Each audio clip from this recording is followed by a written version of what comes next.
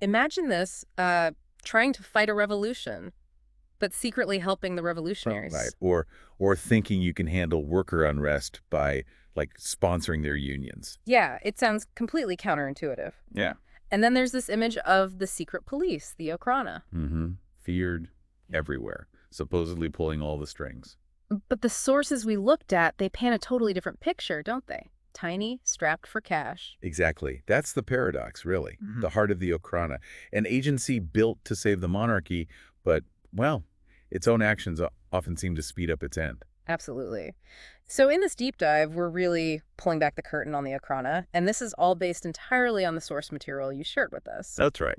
Our mission here is to understand what this mysterious group actually was, how it really operated, and, get past the myths and maybe figure out why it failed to stop the very thing it was designed to fight. And yeah, everything we're discussing comes straight from those sources. Great. So let's start at the beginning. When we say the Okhrana, what are we really talking about? Is that its real name? When was it active? No. Officially, it was the Department for the Protection of Public Safety and Order. Bit of a mouthful. Definitely. So people often just called it the Guard Department. And Okhrana is just the common shorthand. It literally means the Guard. Okay. And it was around from 1881 right up until 1917 when the revolution basically swept it away. And who were they part of? Were they like their own standalone spy agency, MI6 style? No, not really. They were actually part of the regular police department, Yeah. which fell under the Ministry of Internal Affairs, the MVD. Ah, okay. And they worked very closely with the Special Corps of Gendarmes. They often got help from them. Think of the gendarmes as sort of the military police. Got it. So part of the system, what was their main job then? Their core mission? The core mission, laid out in the sources, Yeah. it was pretty specific. Combat political terrorism, fight left-wing politics, and basically any kind of revolutionary activity. That's what they were set up for. And you might think, okay, they're just in Moscow, St. Petersburg, maybe lurking in shadows there, but the sources show their reach was way bigger, A right? touch bigger. Yeah, they operated all across the Russian Empire. Ugh. But significantly, they also had foreign satellite agencies. Abroad, really? Mm-hmm. The most famous one was probably the Paris office. Pyotr Rachovsky ran it for a time. And what were they doing out there? Their main job abroad was keeping tabs on Russian revolutionaries who'd gone into exile, Mhm. monitoring them, disrupting their plans. Okay, now this is where it gets really interesting, I think. The sources seem to challenge that typical secret police image. The idea of this massive, all-knowing network. Exactly. That was the perception, especially among revolutionaries.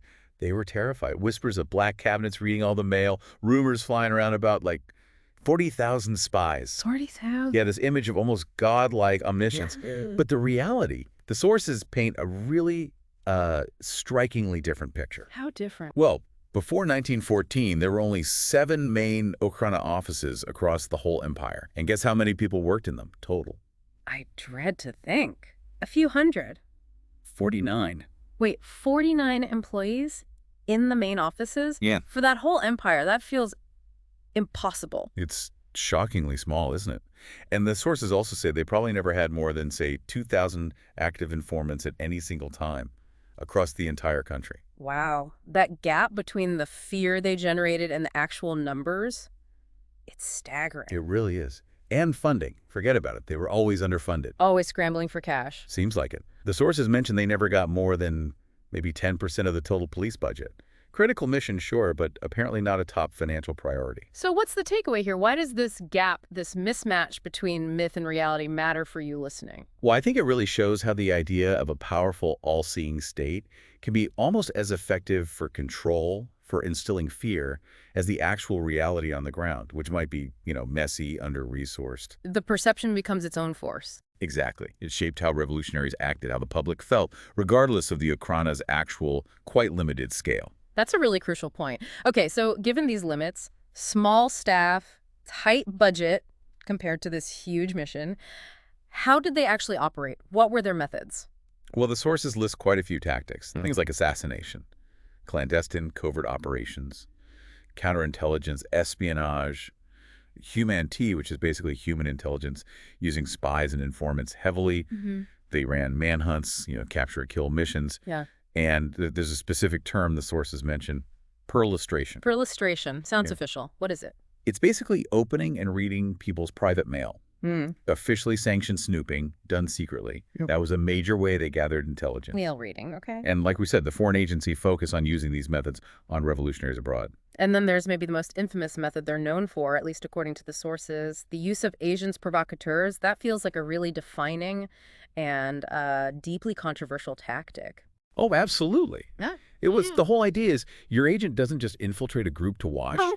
They actively incite things. They encourage the group to take action, sometimes illegal stuff, sometimes violent stuff. Why? What's the goal? Often it's to force the group's hand, expose its members when they act, or maybe to discredit them, make them look bad. The Okhrana became notorious for this. And the sources give some examples that are just mind-blowing. You really do. I mean, take Jacob Zhytomyrsky. He was a top Bolshevik, apparently very close to Lenin. The sources say he was an Okhrana agent. Wow. Or, even more stunning, Yevno Azev. He managed to become the head of the Socialist Revolutionary Fighting Organization, the SRFO. This was one of the most dangerous terrorist groups around. Head of the terrorists. But the paradox with Azev, based on the sources, is just staggering, isn't it? It's one of the most unbelievable parts. The sources state flat out that while Azev was working for the Okhrana, he actually ordered terrorist attacks by the SRs. He ordered them. Yes, including the assassination of the Minister of the Interior, V.K. Plave, in 1904. An agent provocateur literally directing the terror he was supposed to be fighting. So the Okhrana's own agents were sometimes behind the very bombings and assassinations they were meant to stop, just to expose the group. That seems to be exactly what was happening. It's an incredible level of, well, calculated risk and manipulation. Any other big examples? Yeah, Roman Malinovsky is another key one mentioned. A Bolshevik gained Lenin's total trust. He even got elected as a Bolshevik delegate to the Duma, the Russian parliament. A spy in parliament. Apparently so. His story is also deeply tied up with the Okhrana.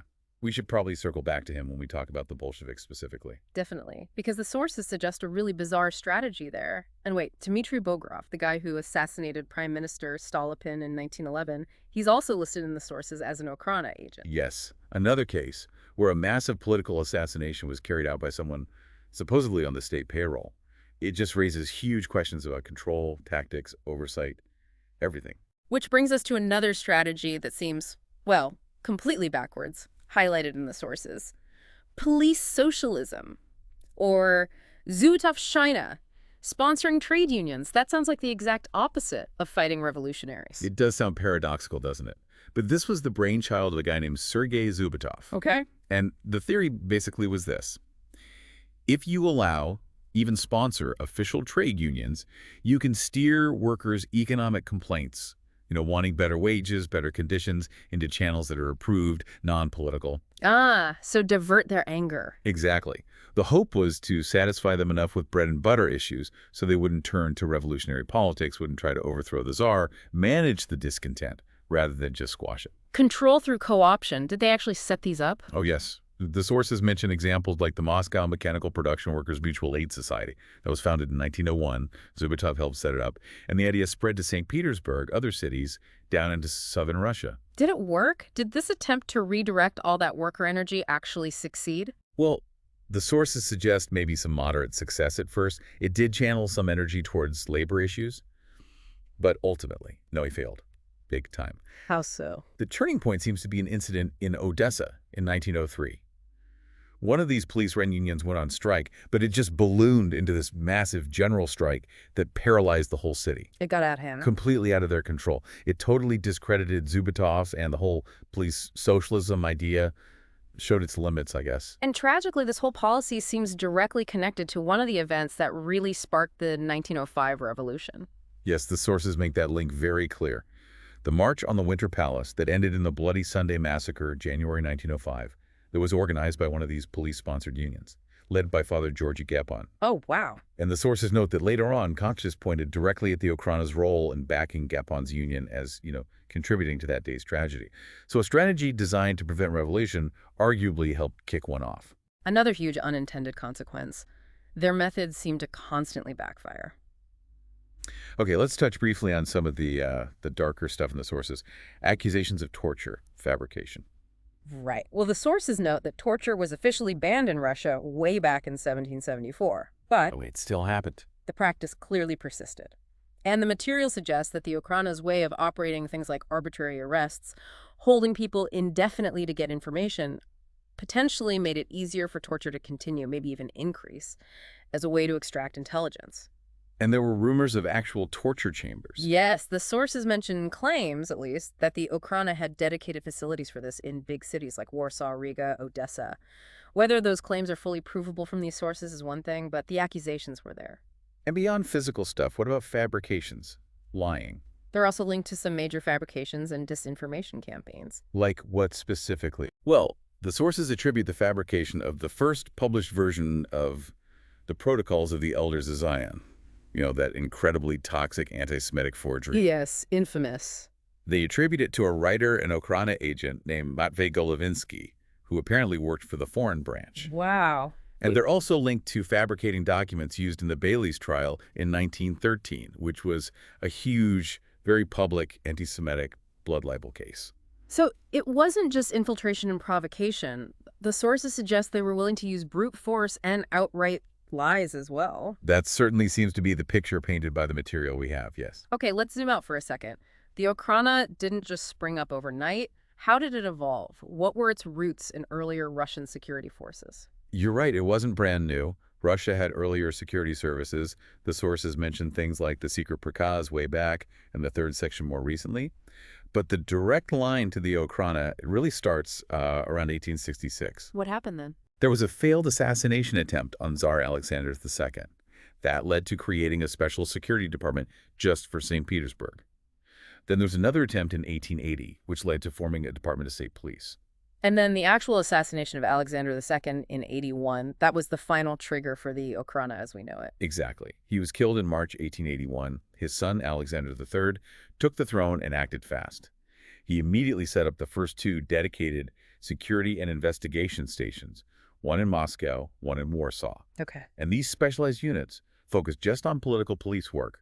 They became the model for the whole Okhrana network that grew later. Then in 1898, they added a dedicated special section, specifically to handle intelligence gathering. So you see this kind of gradual specialization happening. Yes, and there was another key shift after the Interior Minister, Sepyagin, was assassinated in 1902. Power for investigation started moving away from the traditional gendarmes and more towards these specialized security stations. They started reporting more directly to local officials. And the sources also point out, this is when agents really needed to do more than just spot revolutionaries or arrest them. They had to get inside, influence things, which meant actually participating in revolutionary activities, like we saw with Azef. This whole setup seems geared towards tackling small, secret revolutionary groups. How did the Okhrana handle something totally different, like the huge, spontaneous uprisings of the 1905 revolution? Not well. Not well at all. Yeah. The sources really emphasize that 1905, with its massive strikes and just widespread popular anger, it completely showed up the Okhrana's big weakness. Which was? They just weren't built for mass movements. Their structure, their methods infiltration, tracking small cells, it worked okay for that. Yeah. But preventing or controlling huge disorganized crowds, they were overwhelmed. And trying to clamp down just made it worse. According to the sources, yeah. Yeah. People like D.F. Trepov and even Rashtrikovsky brought back to handle things. They tried aggressive repression, but they just didn't have the numbers. And all it did was anger people even more, deepen the distrust of the government. The sources say that 1905 really changed the mindset inside the political police. They started to fear the ordinary Russian people just as much as the organized revolutionaries. So how did the system try to adjust after that shock? Well, Peter Solovin, when he became Interior Minister, he reacted by setting up a proper nationwide network of these security stations. It was a big expansion. Scaling up. Yeah, but interestingly, the sources note this expansion got cut back later, mainly because of embarrassing scandals when key double agents like Azef and Bolgrov were publicly exposed. That really damaged the Okhrana's credibility. Right, the agent problem again. Exactly. So they tried to centralize things a bit more, creating a central security section in 1907 to try and, get a better handle on things. Okay, let's dive into that really weird, complex relationship the sources describe between the Okhrana and the Bolsheviks, it seems. Counterintuitive, but they initially saw Lenin's group as less dangerous. Yeah, this is one of the most surprising things in the material, I think. The sources state the initial strategy, astonishingly, was actually to promote the Bolsheviks. Promote them? Why on earth? Well, the thinking apparently was that they were a relatively harmless alternative compared to other revolutionary groups, especially the SRs with their terrorism. How are they harmless? The Okhrana seemed to believe that because Lenin was constantly attacking other revolutionary factions, refusing to cooperate, he was actually weakening the overall anti-Tsarist movement. So they thought maybe boosting the Bolsheviks would sow more division among their enemies. Divide and conquer, sort of. Kind of, yeah. Yeah. A very risky version of it. And this led to them actively helping agents inside the Bolshevik party. Like Malinovsky, the guy in the Duma. Exactly. The sources detail his case. Roman Malinovsky, the police spy who Lenin trusted completely. To get him elected to the Duma in 1912, the Okhrana didn't just hide his pretty extensive criminal record. According to the sources, they actually arrested other potential candidates who might have run against him for that seat. That's incredible. They rigged an election to get their spy into parliament, representing the very group they were supposed to be fighting. Seems so. Just another stark example of how far they'd go with infiltration and manipulation, even if it meant, empowering the group they wanted to control in the short term. Wild. And the sources have an even more intriguing little detail, though maybe treated with caution. It comes from the memories of a former Okhrana officer, Nikolai Veselago. Oh, yeah. What did he say? Well, Veselago's account, as reported in the sources, claims that not only Malinovsky but also Joseph Stalin were reporting information to the Okhrana. Stalin, too. Apparently. Reporting on Lenin and maybe even reporting on each other, although the claim is Stalin didn't know Malinovsky was also an agent. Wow. If that's true, that's an even more tangled web at the very top. It's definitely a claim that suggests just how deep the infiltration attempts went and the potential for agents playing, multiple games. So, despite having agents like Malinovsky, maybe even Stalin reporting, despite trying to manipulate the Bolsheviks, the sources still say the Okhrana was caught totally flat-footed by the revolution in 1917. Completely unprepared, yeah. Even with those high-level agents, other things were happening. The sources mentioned that the deputy minister, Vladimir Jankovsky, he banned police spies inside the army around 1914. Why would he do that? Good question. Maybe interdepartmental rivalry. But the effect was it severely hampered their ability to gather intelligence on unrest within the military, which turned out to be crucial. And World War I must have changed things, too? Initially, yeah. The focus was supposed to shift in 1914 towards counterintelligence, fighting German spies. Okay. But the sources say the coordination with military intelligence was poor. Right. And then very quickly the focus snapped back to anti-revolutionary work anyway, because it became obvious Germany was actively funding Russian revolutionary groups to try and destabilize the empire from within. So why were they still surprised by February 1917? What did they miss? The key reason, according to the sources, seems to be that the Okhrana just stayed fixated on specific revolutionary groups. They were watching organizations, known activists, the usual suspects. Pretty much. And because of that, they completely missed the much deeper, much broader popular discontent that was just boiling up across society, largely fueled by the huge pressures of the war. They were looking in the wrong place, focused on the organized groups, not the masses. And the end, when it came, was quick and violent. Very quick. The sources describe the Okhrana headquarters in Petrograd being sacked, burned down on February 27, 1917, right in the first days of the revolution. Wow. The new provisional government officially disbanded the whole agency right after that. And as details of their methods, the agents, provocateurs, the fabrications came out. Public anger was intense. Anyone linked to the Okhrana was basically toxic. So they just vanished. Essentially, yeah. Disappeared very quickly, very quietly. Some of the old hands did pop up later, working for the White Army's intelligence services during the Civil War, but the Okhrana itself was gone, finished. But of course, the whole idea of state security, secret police, that didn't vanish from Russia. Oh, far from it. The sources clearly trace the lineage. The Bolsheviks set up their own version almost immediately, the Cheka, December 1917. Right, the Cheka. And from there, it's a clear line. GPU, OGPU, NKVD, NKGB, MGB, right up to the KGB. And then after the Soviet Union, its successors like the FSK, the FSB, the SVR today. The names change, but the function persists. So looking back at this whole deep dive into the sources, the Okhrana really is just this fascinating bundle of contradictions, isn't it? It really is. You have this image, this fear of an all-powerful secret police. But the sources show us an agency that was often surprisingly small, constantly short on cash and people. Yet they use these incredibly extreme methods. Deep infiltration, agents stirring up trouble, even backing unions. And that's maybe the biggest takeaway from the material, isn't it? How those very methods, trying to manipulate unions, using agents who ended up committing acts of terror, trying to play factions off each other by promoting the Bolsheviks, so often seem to just blow up in their faces. Yeah, contributing to the instability, maybe even helping bring about the very revolution they existed to stop. It's a pretty stark lesson in the unintended consequences you can get when the state tries to get too clever, tries to manipulate political opposition in these really complex ways. Which leaves us with a final thought for you, the listener, to maybe chew on. How much of the power we perceive in state security forces today is built on solid reality, and how much is maybe built on that lingering historical fear, that legacy cultivated by agencies like the Okhrana? And how do those old patterns, infiltration, provocation, disinformation, keep echoing, sometimes in really unexpected ways, in our world now?